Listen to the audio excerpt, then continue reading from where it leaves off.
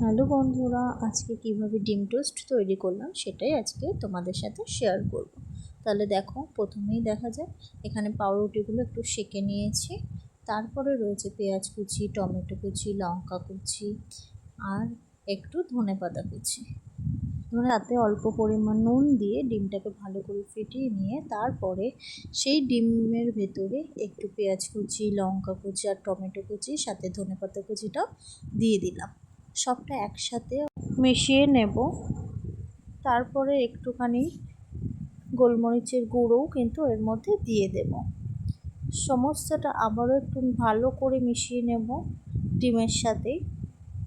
কিছুক্ষণ ধরে মেশানোর পরে তারপরে কড়াইতে তেল দিয়ে তেলটা গরম হয়ে আসলে এরপর পাউরুটিগুলো কিন্তু এই ডিমের ব্যাটারের মধ্যে একটুখানি চুবিয়ে নিয়ে আবার তেলের ভেতরে দিয়ে দেব।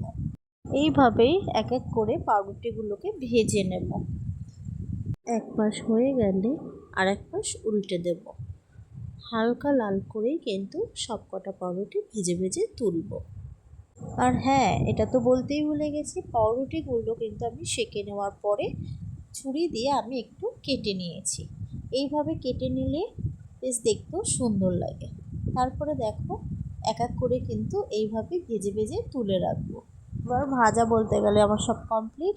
তাহলে সার্ভ করে নিই, চলো।